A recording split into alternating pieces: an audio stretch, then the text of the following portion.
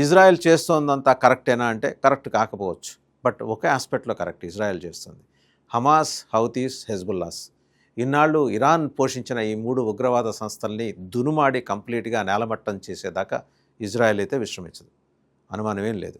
వాళ్ళ ఇంటెలిజెన్స్ కానీ, వాళ్ళ మేధో సంపత్తిని కానీ, వాళ్ళ ఖచ్చితత్వాన్ని కానీ ఎక్కడా కూడా సెంటీమీటర్ తేడా లేకుండా అప్రిషియేట్ చేసి తీరాల్సిందే.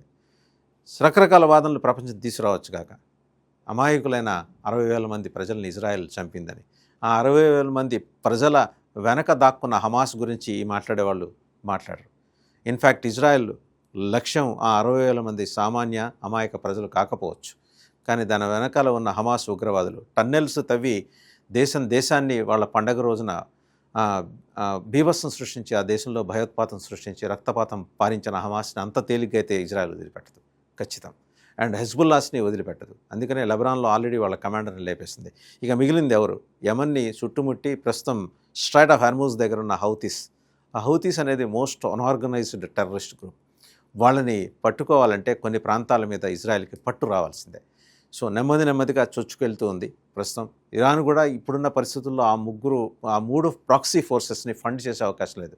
వాళ్లే పీకల్లో తప్పుల్లో ఉండి ఇన్ఫ్లేషన్లో ఉన్న తర్వాత ఈ చిల్లరమర గ్రూపులకి ఇరాన్ సపోర్ట్ చేస్తుందని మనం అయితే అనుకోలేం. అలాగని వాళ్ళకి ఇస్లామిక్ వరల్డ్ నుంచి వేరే ఇస్లామిక్ వరల్డ్ నుంచి మిగిలిన దేశాల నుంచి సపోర్ట్ లేకుండా ఉంటుందంటే ఉంటుంది. దుబాయ్లో కొన్ని, అలాగే సౌదీలో కొన్ని సంస్థలు వాళ్ళకి ఫండ్ చేస్తున్నాయి. ఇవన్నీ ఇజ్రాయెల్కి తెలుసు. బట్ సమయం కోసం ఎదురు చూస్తోంది.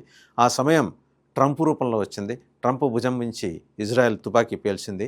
ఇరాన్ టాప్ లీడర్ని లేపేసింది. తర్వాత పెద్ద టాస్క్ ఉంది. ఇప్పుడు ఇరాన్ని సుప్రీంని లేపేయటం అనే ఒక అమెరికా ఇచ్చిన మహా టాస్క్ని కంప్లీట్ చేసిన దరిమిలా కొంత విశ్రాంతి తీసుకుంటానని చెప్పి నెతన్యాహు పక్కనకు వచ్చి చేస్తుంది ఏంటంటే సౌత్ లెబనాన్ని ఎంటబడి సౌత్ లెబనాన్లో హెజ్బుల్లా గ్రూప్స్ని లేపేసే కార్యక్రమం, కంట్రోల్ కూడా తీసుకోవటం. ఇప్పటివరకు చేస్తూ వచ్చింది అంటే శత్రువుల్ని నిర్జించడం, ఇక మీదట భూభాగం మీద కంట్రోల్ చేయటం. సో దేవుడు ఆదేశించిన భూమి అంతా తిరిగి ఇజ్రాయెల్కి స్వాధీనపరచడం అనేది నెతన్యాహు ముందున్న టాస్క్. సో అప్పుడు గ్రేటర్ ఇజ్రాయెల్ రూపొందుతుంది. రేపు పొద్దున ఈ గ్రేటర్ ఇజ్రాయెల్ ప్రపంచంలో అమెరికా, రష్యా, చైనాలకి సమాంతరంగా ఒక మహాశక్తిగా మారినా కూడా ఆశ్చర్యపోనక్కర్లేదు.